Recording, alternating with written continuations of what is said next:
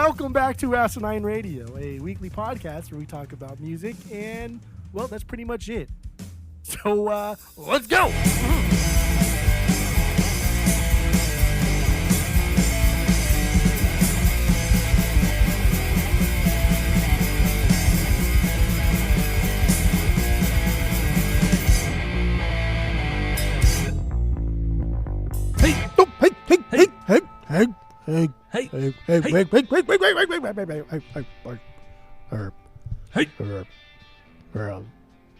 This is Asinine Radio. This is the weekly music podcast where every week we get into our Fearless beer review. We get into the vinyl stuff we've been listening to, stuff we picked up, Jeff's new record store, Desert Groove Records. And then we round it out with some new music and other happenings in the music world. My name is Tyler, and way out there, hundreds of miles away, is Jeff. While you're listening, go to Spotify, Apple Podcasts, give us 5 stars, and 5 stars only. Please go do that. And that's all I got for the boring intro. So let's jump right into it, Jeff. Into our Fearless beer review. What do you got? Go. Oh, that's that one. Yeah, I don't. I just dug in the fridge again today. I've been pretty lazy past couple of weeks here. Pretty lazy or pretty busy?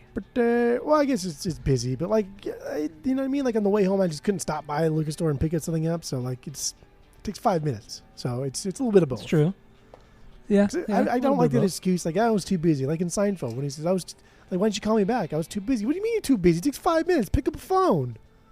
Yeah. So I never bought that too busy thing. Because you're not too busy for 5 minutes.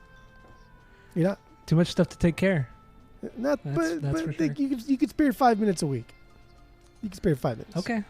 Yes, that's true. But I didn't. So equal parts lazy and busy. But I do have a good beer. What else? I have a Blind Pig. It's been sitting in the fridge in the other friend of the pod phone section. But he hasn't drank it, so I switched it out with another beer. I'll see if he notices. He'll get mad and then forget 5 minutes later. Yeah, I don't think he will. He'll be like, did you drink that Blind Pig? I said, I didn't see a Blind Pig. No. No. I don't even know what that is. Sorry. No. Never heard of it. So yeah, that's what I got. It was a Blind Pig. But no, this is not. This Pig. is not fridge. I don't even know when this was made. It doesn't even, oh yeah, it says right there. Bottled on 420. 420 Blaze It, bro. That's got a bunch of not fresh at all. Probably got a bunch of nugs soaking in there. Probably get super hot, dude. Oh man, Mike would not drink that. Anyway, I have something I've had a lot of, and something I really enjoy, and I haven't had for a long time, and that is Sierra Nevada's Pale Ale. Just their regular old plain old people. Plain old people, but their Pale Ale, handcrafted ale. It's bottle conditioned from, like I said, Sierra Nevada Brewing up in Chico, California. It's 5.6 ABV. Got a 6-pack of it. And I enjoy it. I like the label, the nice green label, and I don't know. I'm just ready to start drinking. 5.6, what pussy? What did you use? Like 8, right? 6.2 foot. Oh, that's not even that much more. That's stupid. All right, here we go. Here we go.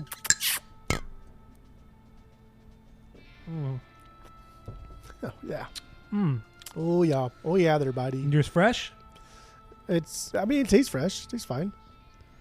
Tastes fresh, tastes fine. Tastes fine, All tastes right. fresh. Yeah. So, yeah, we're going to rate our beers based off of our world-famous 3-point rating system, where 3 is a perfect beer, 2 is a good beer you're going to continue to drink, 1 is a bad beer but give it a shot, and 0 is a drain pour. So what do you give the Blind Pig? I think I do usually give this upwards of a 3. You know, I've changed my ways a little bit. I'm being a little more conservative with my grading. Being boring.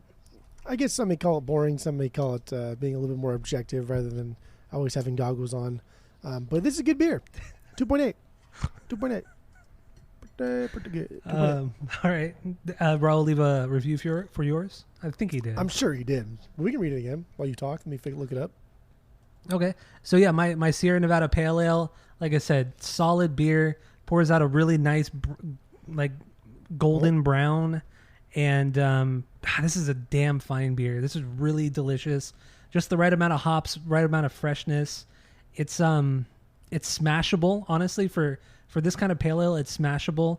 It doesn't have like the normal like bite that normal pale ales do or IPAs do. This is like more in the vein of, like, if nobody's ever had a Sierra Nevada, it's kind of like in the vein of Sam Adams, the Sam Adams lager, which I don't even think is a lager because it's more like a pale ale, in my opinion. But It's a Vienna lager. yeah, it's a what? A Vienna lager. Is that really what it is? Yeah, Vienna style lager. Really? I didn't know that. Oh shit. Okay, Same so with Dos Equis Amber. Vienna lager. Wow. Mm-hmm. Yeah, I did not know that. The more you know, the more you know. The more you low. The more you low. The more you low. So my my pale ale from this brewery, I'm gonna have to give this a perfect 3. This is just, Dude, come on. it's so good. Come on. It just makes you feel nice when you drink it. It's like it's something familiar that's just so fucking delicious. So yeah, the Sierra Nevada Pale Ale, perfect 3 out of 3. I don't throw out 3s very often like you. Yeah. So it actually means something when there I should be a when I limit say it. on 3s. We should have like a lottery, like the amount of 3s you have, and then you're done. You're done for the year. No more 3s. So use them That's sparingly. not fair. That's not fair. You use too many of them. No, but there are more than. What if there are more than 3 It's things like- that are perfect? It's like you're just printing. just What you're doing is just printing money. You're deflating the value Well- of the 3s by printing 3s. Is what's happening here. this podcast is about no restrictions. You're flooding the It's market. all about no You're restrictions. flooding the market. And you're putting a restriction on me. Well, you're on my flooding the ratings. market. Well, that's wrong. So, did Raul? He did, and this was a good review too. I remember this one. You'll remember this one too. It's funny. He gave it. He gave it a bad score. But here we go. Oh, that's right. On tap at the Joint, Hollingshead in Orange, California. Great place. No way, no how. Like the last 10 years of R. Kelly's career, Raul not feeling it. Going into this bad boy, you might be thinking that you'd be getting Pliny's little brother. Yeah, maybe if little bro still had his braces on and only showered once a week. Not only is Raul not digging it, he ain't even feeling it in the average sort of way. Too hoppy, just tastes like nasty, nasty. For the hype, I do not suggest. And there's an edit. Wow. There's an edit. He said, Uh-huh. hot dog, another one of Raul's tripping episodes. All down the line, this thing is smoother than George Clooney. Maybe something was wrong during Raul's first few attempts, but like a fluffy cloud that just gracefully floats by, Raul is intoxicated by its beauty. That's good. I do remember that review though. I remember totally the, remember I that. remember the intoxicated by its beauty part. So stupid. That's a lyric in a song too. Is it? Intoxicated by your beauty. Oh, it's Atreyu. Yeah, it's one of the songs off Suicide Notes and Butt Kisses. Yeah, I think we talked about this too. we probably did. Because there's no We way probably Raul did. knows that. But I mean, he is clearly from Orange County. If he goes to Hollingshead in Orange, I'm sure, like, Which is a great intoxicated by spot. your beauty. I'm sure that's not like a Trey. You probably didn't come up with that. That's probably from No, a they did. poem. they did. Do you want me to Google it right now? They did. Google it. Intoxicated by your beauty. Intoxicated by your beauty. Beauty. That's exactly how Alex sang it too. See, I was right. Atreyu did it first. Well, It's I true. see, Well, I anyway, see poems here that What? are I am intoxicated with your beauty. I see that. That pops up a lot before Atreyu. Well, that's not the line, is it? Oh my god. It's not. Intoxicated by your beauty is not the same thing. I can even only spell beauty because of Bruce Almighty. What? That is Bruce I Almighty. don't remember that. Because he says beautiful. He goes beautiful. That's how I Oh always my remember how to God. spell beautiful and beauty. It's a tough word. It's a stupid word. It is. It's a very stupid word. Yeah. Squish English too many language vowels is together. stupid. Yeah, it's fucking dumb. Yes. All right. So Raul did leave a review for my pale ale as well on Beer Advocate. This goes back all the way to February of 2012. He gave it a 4.45 out of 5. Very high rating. So this is what he said.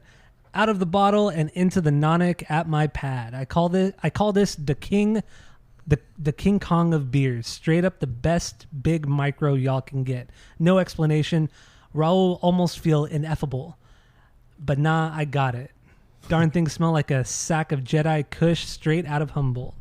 Y'all can't tell me there's not a better smell than a fresh poured pale ale than this. Taste like Mount Pompeii busted an explosion all up in my mouth in a good way.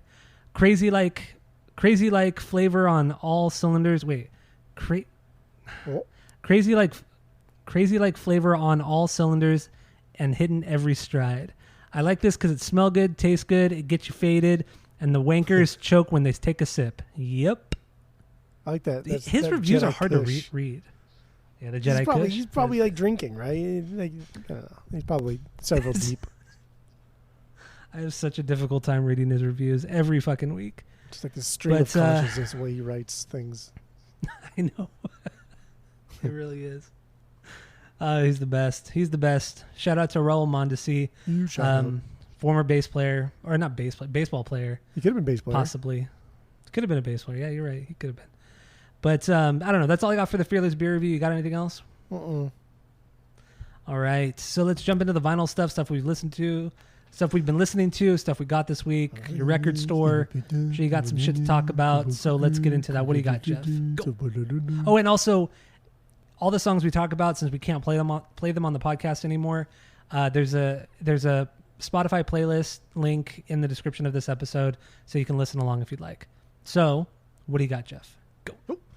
Yeah, we've been open like a week and a half, barely. We got an amazing collection in, a lot of super rare psych, a lot of just like stone cold mint 13th floor elevator stuffs, some original Stooges. Yeah, you got a good lot, man. What you sent me was insane. It's crazy. Like this guy has had them since like the 70s, and he joined like the Navy and was in the Navy for like 10 years. But first he grew up in Frisco, and so he was in the scene in the 70s, in the Frisco scene.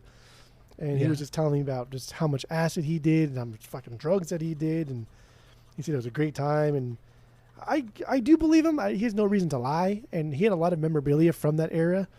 And just like a lot of the pressings that he had were originals. They're from the 70s. And I was like, are these yours? He's like, yeah. I just never got rid of them. And I joined the Navy and I put them in storage and I got them back not that long ago. And I just don't fucking want them anymore. And I was just like entranced by this guy's story. And I was, dude, this is fucking amazing. So he has a lot of cool stuff. The stories with, oh man, there's some, I can't believe some of that Stooges stuff too. The OGs of that Stooges stuff. Yeah. Stuff that just we're never going to see ever again. And I'm surprised that we even saw it this early. Yeah. A week and a half in. Like crazy, the biggest, man. like this stuff that we're selling, because we're still small. We're still very small. We're still very unknown.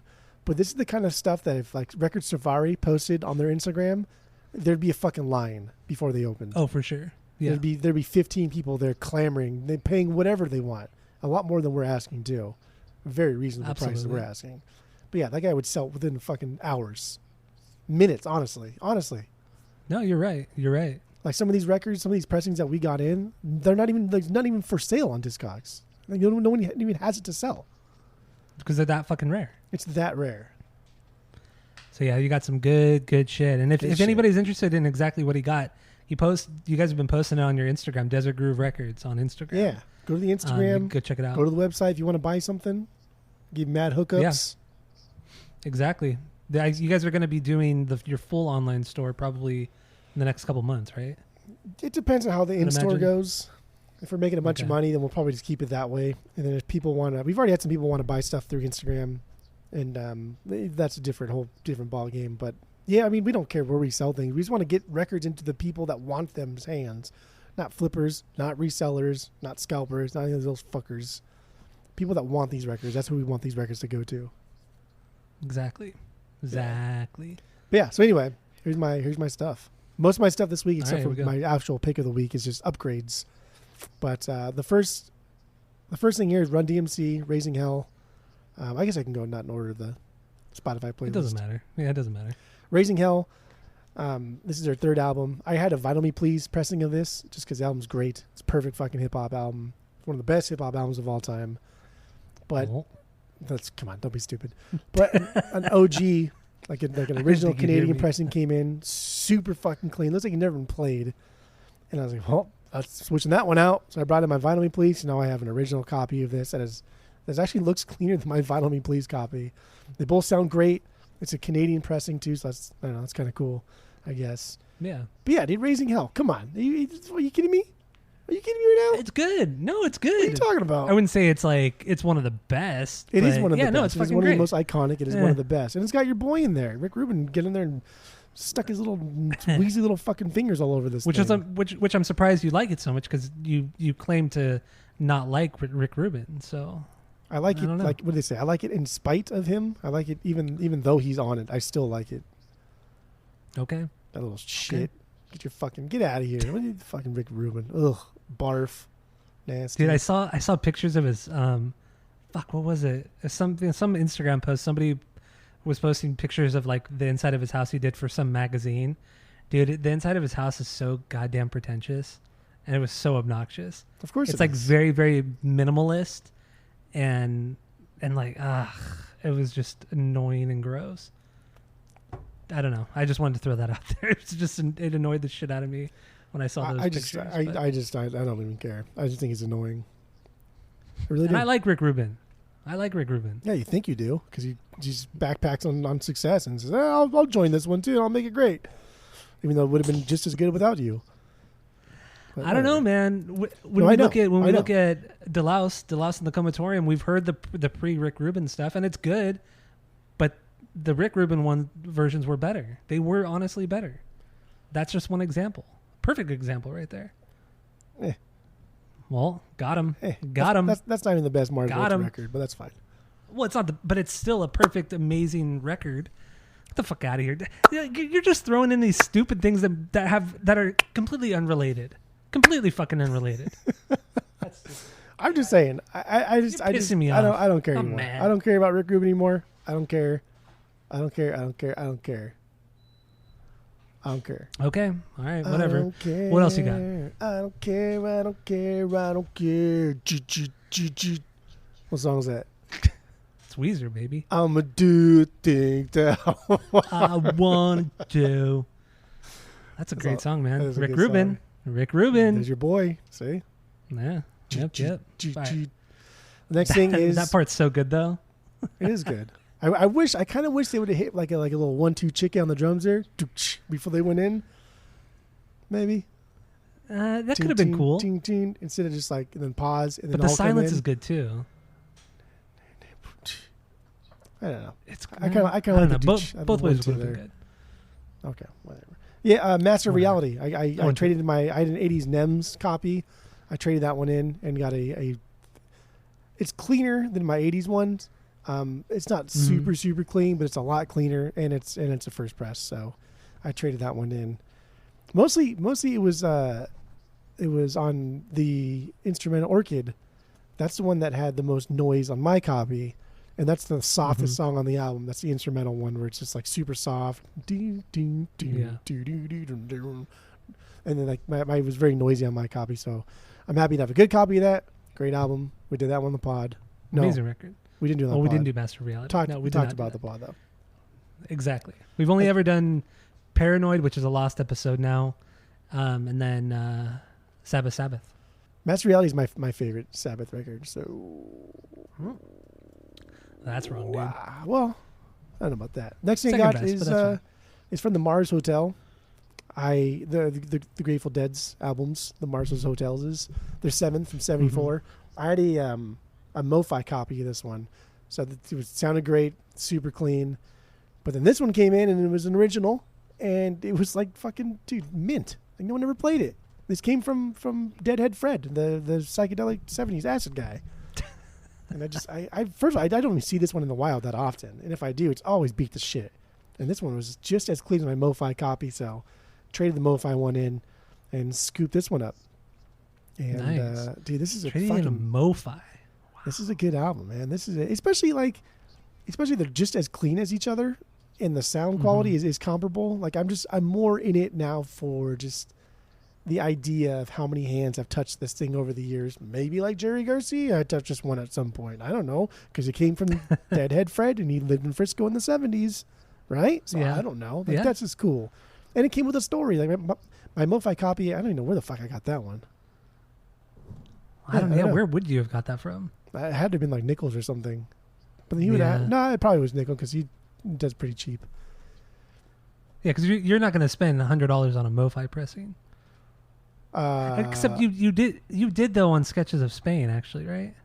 No. Didn't you buy the MoFi of that? No, I was going to because they were going to do the half step ones, the Ultra Disc, but then the whole MoFi gate happened, and then they Oh, yeah. canceled it, and they were going to cut it on double LP at 45, and they stopped that. And I was like, well, the fuck is the point here? Why am I paying this much money if, first of all, you guys just got caught doing something you said you weren't going to do, and you're not even pressing it to 245. It's going to be like a normal pressing that I have. So fuck off. I'm not paying $100 for that. But no, I paid $70 for my MoFi Green. That's on $100 though. And I paid, in the same day, I paid $70 for my MoFi Green. I paid fucking like $70 for my MoFi Lion and the Witch. And then Yeah, that's true. I paid, I think 40, 50, 60, 40 for my MoFi Blue album. It's all on the same day. I think I spent like $500. I forgot you had the MoFi Blue. And then, Damn. yeah, that's the only Weezer MoFis I have. They didn't have the MoFi Make Believe, otherwise I would have bought that one too. You don't even like Make Believe. But it's a MoFi and it's Weezer. Gotta have it. Okay, fucking Mr. Collector over Okay, here. Corn, right? Did you like the song Don't that I ever chose for the criticize Grateful me again. Dead? Don't ever criticize me Did you again. like If the you just songs told that me I chose for the Grateful Dead? you just told me that you would buy a MoFi Make Believe. So don't ever say that I have too many Corn records. Dude, the MoFi, fuck outta here. stop saying the Make Believe is better than half of Korn's discography. That is so stupid. You're right. That is stupid. I should rephrase Better that. than one. It's The Make better Believe than one album is Korn record. better than 75% of Korn's discography. There you go. Is that better? Thank you. That is a fact. But again, did you like the Grateful Dead's songs? No. That's cool. I did not. That's awesome. I did not. I still don't get it. I want to get it, but I can't. One day. It's not even just the vocals on here. I just thought the music in general just was boring and dull. Just so plain. I was just plain old people. There's nothing to me. There's nothing unique about the Grateful Dead. There's not. Okay. Except that they put out a lot of live records. Those are words. Sure. Yeah. No, I love this album. It came out after Wake of the Flood, which is kind of like a more jazzy thing that they did, which I just don't like. So this is kind of getting back to like the basics with the Americana mixed with the psychedelic stuff. And I love it. I love this album.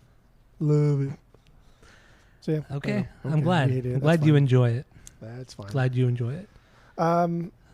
Big Brother and the Holding Company, Cheap Thrills. This Mhm. is a record that I have never seen this fucking record in any shape better than like at best VG. It's always beat the shit. Like I've never seen an OG 2i that is not beat the shit. Mhm. Like have you? Like I don't know, do you check them very often?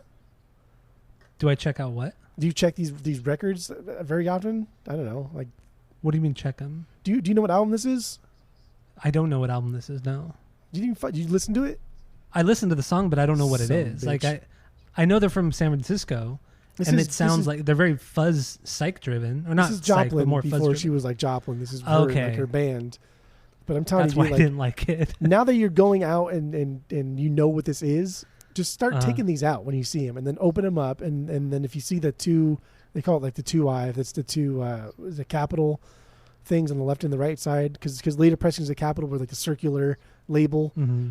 But start checking these down. I guarantee you're never gonna fucking see this better than like VG, and you're still gonna go for Okay. like $15-$20.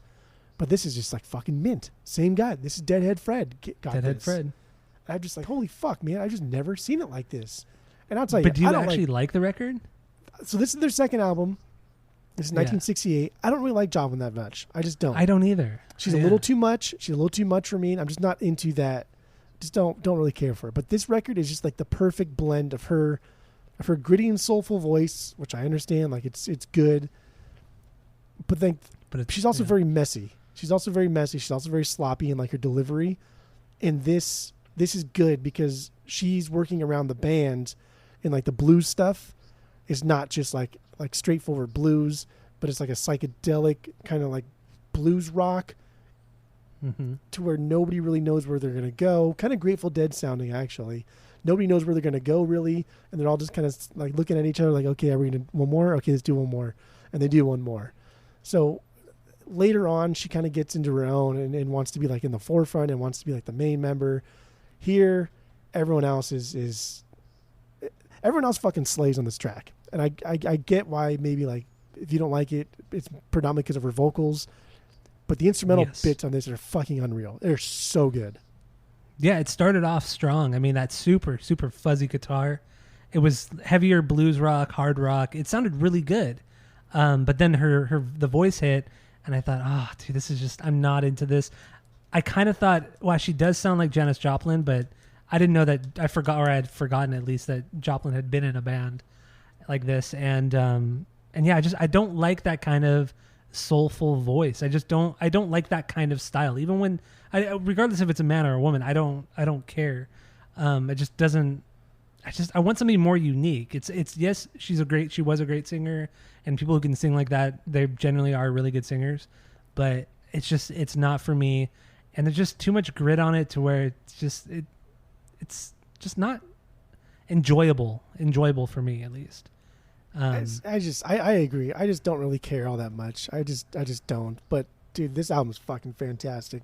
And this is the only thing I've liked that Joplin did, or that even the Big Brother and the Holding Company did. The first album, similar to this, is just not as bluesy. It's more like psychedelic focused. This album's fucking killer. I love it. Again, much like the Rick Rubin thing, I like it, in spite of Janis Joplin being on this track. Even though she's on here, I still love it. And like the way these solos play out, they're just finding like the mood. They're finding the groove, and they're just letting it go. And then some of the solos are just like dee-doo-doo, dee-doo-doo, dee-doo-doo, dee-doo-doo, dee-doo-doo for like, I don't know, 45 seconds. And they've locked onto that little 3-note pattern, and everybody says, oh, fuck it, let's do it. Keep it going, keep it going, keep it going. And then she doesn't sing, but she kind of like hums sometimes. It's like, oh man, that's the shit right there. That's good. Okay. That's good. All right.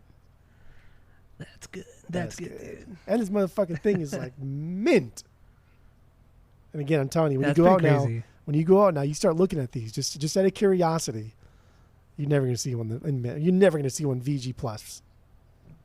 He's not. I mean, I believe it. You really aren't going to find anything from the 60s or 70s VG Plus. I mean, it's rare. Not this stuff. Not like rock. Not like Woodstock rock. Like the big names from Woodstock. Yeah. Because I find a lot of Who stuff that's like mint, but like who cares? Get it?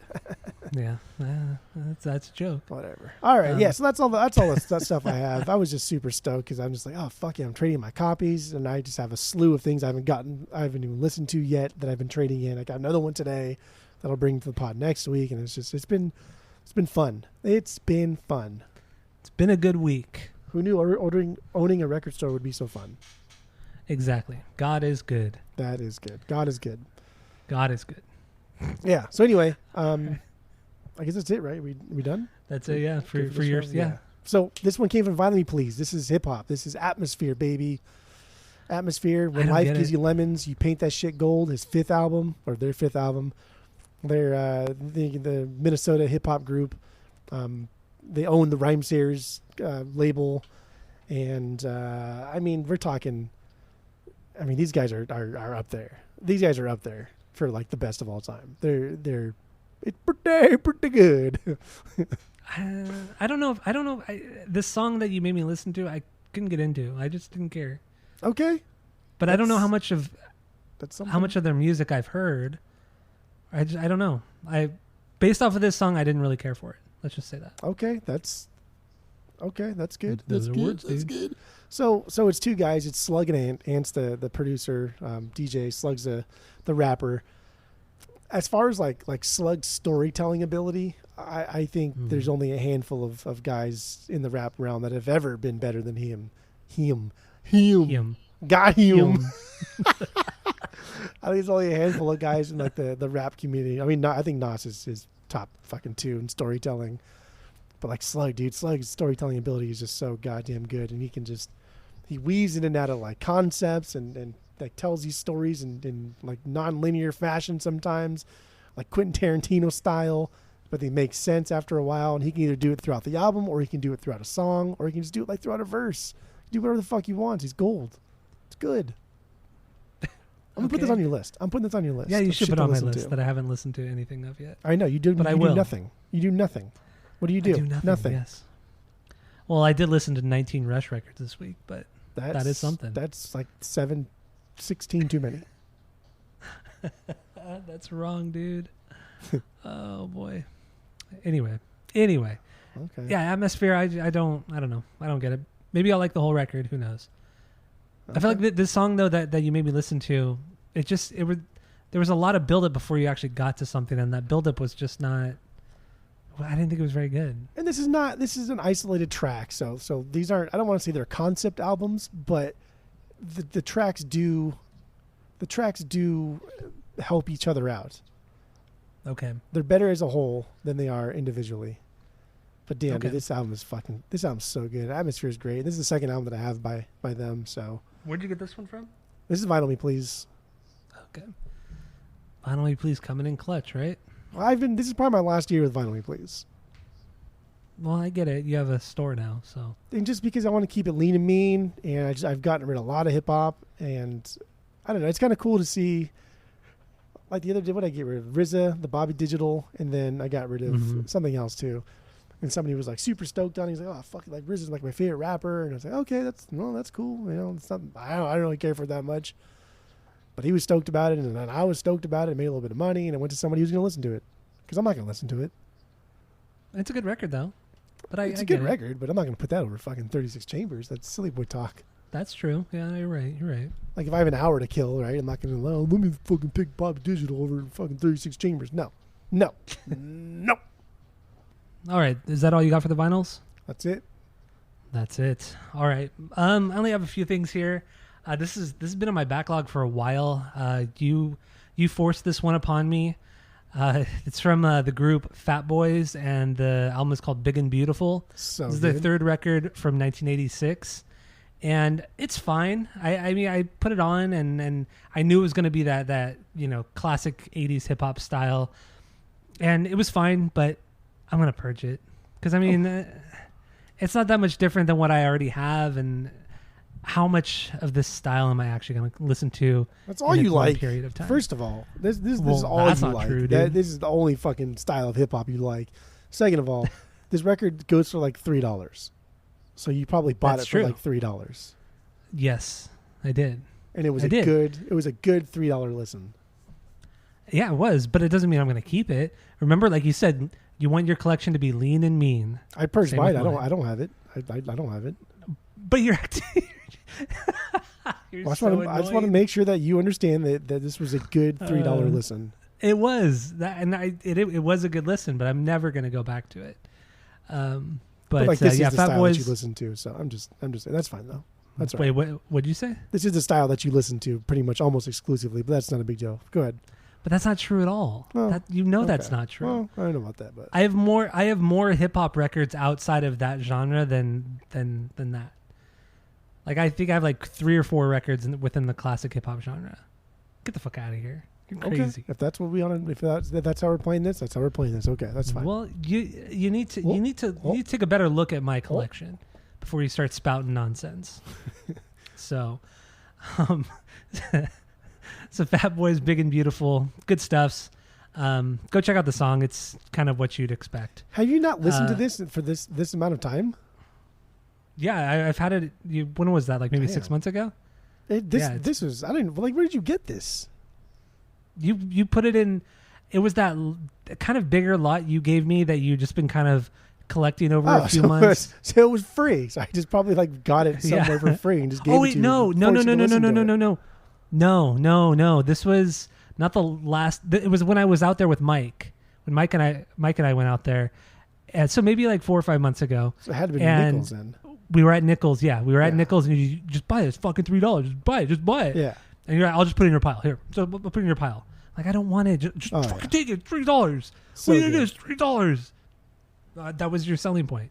These two, $3. this is what you should be doing. You should be listening to people that tell you this is worth $3. Not only is it a good record, yeah, you're never gonna listen to it again, but you're gonna go down this rabbit hole and see who are the Fat Boys. Wow, I can't believe they were like fairly influential in the early day.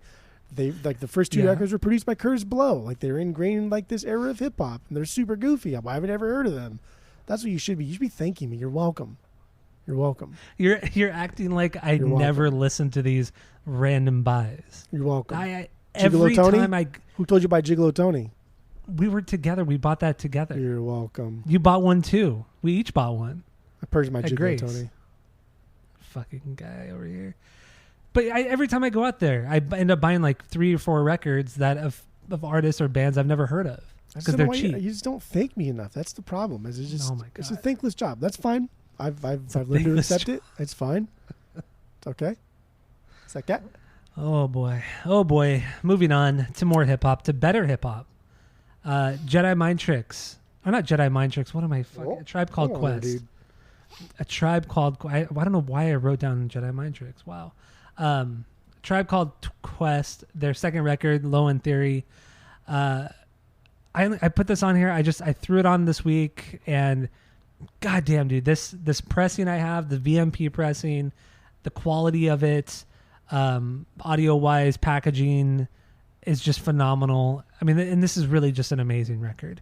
We didn't do this on the pod about a year ago. We did Midnight Marauders, but this is just as good as that. Honestly, just as fucking good. I think you should be saying Midnight Marauders is just as good as this, because this is their best album. This is my favorite, and for anything to be as good as Low End Theory is a feat. Where Midnight Marauders is good, but dude, Low End Theory is just on another. It's fucking amazing.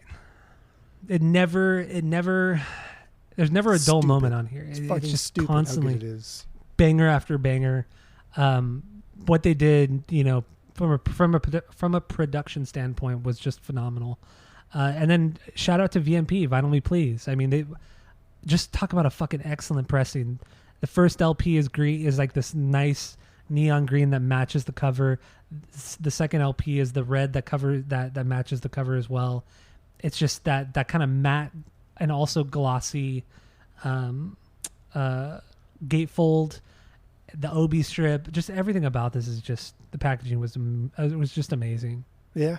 So VMP always, coming in with these great fucking pressings. But Tribe Called Quest, The Low End Theory. I mean, we talked about it on the pod. Go check out that episode. I believe I reposted it already, where we did Midnight Marauders. So check it out. And this last thing here is something I picked up when I was out with you. I think I picked this up at Nichols, at Double Nichols in Mesa, right? Is that Mesa? Yes, sir. And this is a guitar player named Larry Coryell. Coryell, I don't know how to pronounce his last name. He's a jazz guitarist, or was a jazz guitarist. And really the reason I picked it up was not because of him, because I had no idea who he was until this week. But it's because John McLaughlin plays guitar on here, Billy Cobham plays drums, and Chick Corea plays keyboards on this. And those 3 right there is just a killer fucking lineup.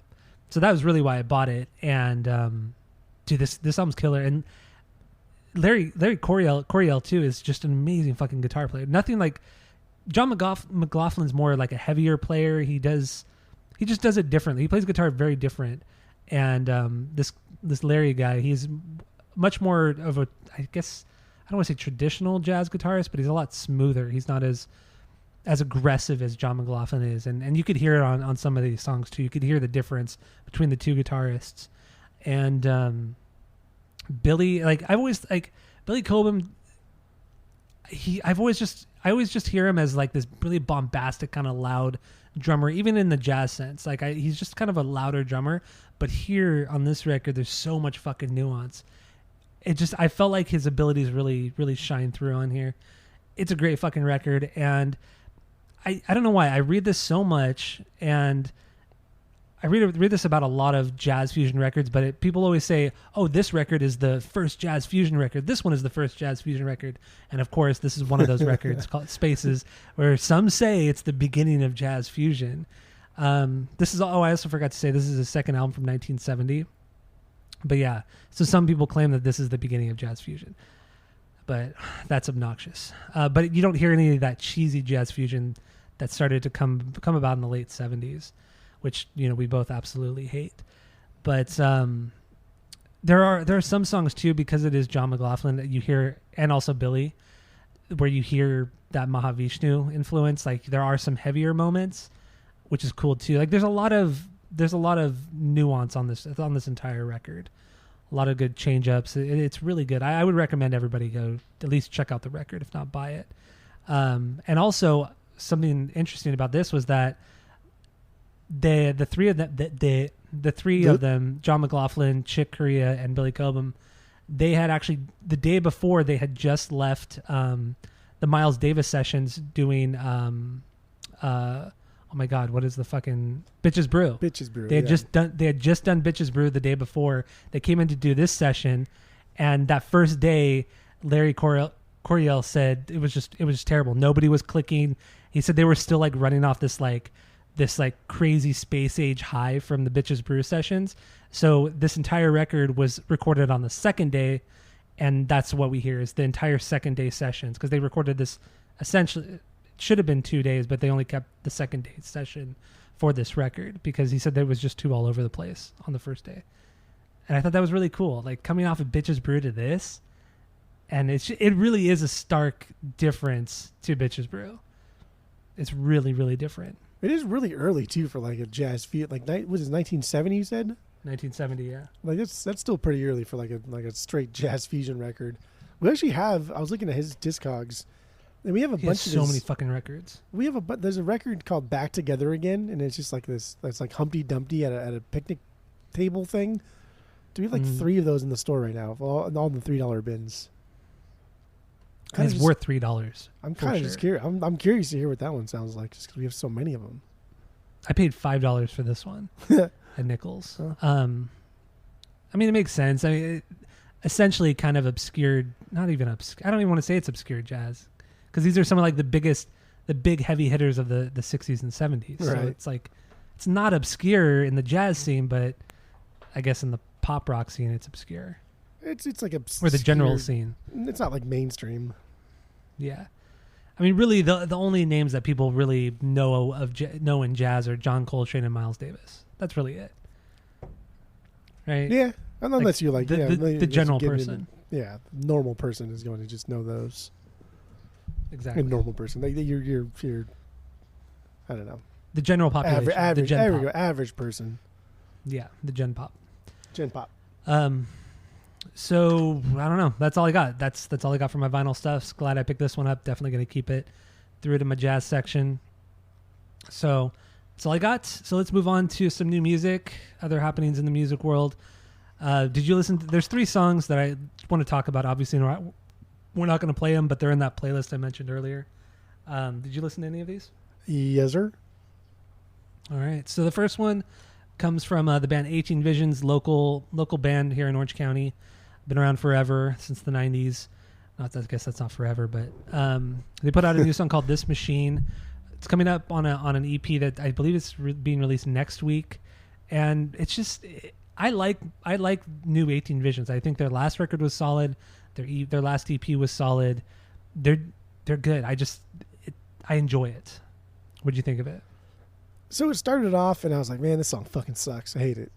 And then I let it play out for a little bit. And then it got really good. It got just into that classic, like metalcore kind of chug. Metalcore, yeah. And I was like, okay, good cool. stuff. I like it. I didn't think it was like extraordinary or anything, but it was good. It was good. Good 18 Visions. Yeah, solid. Yeah, good 18 Visions. I do like, ever since they got back together in I think 2017 or 2018, how they just completely ditched their alt rock sound, which their alt rock stuff is terrible. It's just not good at all. And I'm so glad they ditched that and went back to the metalcore sound, because they do it infinitely better. But yeah, check it out. This Machine from 18 Visions. The other thing here is from Green Day. So we talked about the Dookie box set, giant box set that's coming out in I think a month or so, or a few weeks. And so they've slowly been putting some of the stuff from the box set on online. And they put out 3 demos from Dookie. This one I put up was 409 in Your Coffee Maker. And why? This is this is my favorite of the 3 demos. But it sounds exactly like the original. I know. Maybe that's why I liked it. I don't know. Oh, I mean, all 3 demos were good, and all these little releases or stuff that they're releasing, it just makes me want the box set more and more. It's just so fucking good. God, Dookie and Green Day at this time they were perfect. They were absolutely perfect. I agree. It was good. These demos are fucking killer. But anyway, check it out. And the last thing here is Static X. This new song is called Stay Alive. And it's just like, dude, Wayne Static's been dead for 15 years or however long now. And just, this is such a a cash grab because I like we did talked like about the it song. before. The song was good. But I don't know. Was it Wayne Static or is it the guy from Dope? I I don't know. They sound the same. because they sound kind of similar. Yeah, they sound pretty similar. But it's just like, why go? I mean, they're only going under the Static X name because it's going to make them more money. More people are going to show up to the shows than if they were to do essentially a super group, a Static X Dope super group. It's just, it's just old now. It was cool to do it as a tribute, do the tour as a tribute and shit like that. That's fucking rad. But now you're putting out new music. It just seems so disrespectful at this point. Well, I think you do it for a little bit, and then maybe like try and use like the proceeds to help like the family if they need help. Like that seems to be like a natural progression. That's fine. But yeah, I agree. Like, why the fuck are you still doing this? That's stupid. But like, people don't get mad at Sublime with Rome. Why don't they get mad at that? I think the difference is that with Sublime, they all got along. The guys in Static X, in this version of Static X, they were all fired from the band years before Wayne Static died. Wayne Static put out like, I believe 2 or maybe 3 Static X records without these guys. Especially the drummer. The drummer was only on the first record. I think the guitarist was actually. I think the drummer and guitarist were only on the first record. So it's like, God damn, dude, it's Dumb. really stupid. And up until his death, he always would talk shit on these guys. They were constantly battling with each other, legal battles. Talking shit on each other in the press. It's like they hated each other up until Wayne Static's death. So this is just, it's just disrespectful. That's what it is. Silly boys. It is. Bunch of silly boys doing silly boy things. I don't know. That's all I got. I'm exhausted already. We have a long episode. We do. Long night ahead of us. We do. So thank you all for listening. Go to Spotify, Apple Podcasts, give us 5 stars. Listen to the main episode because we're getting into Rush. We're in Canada season now, baby. So that's it. That's all. We just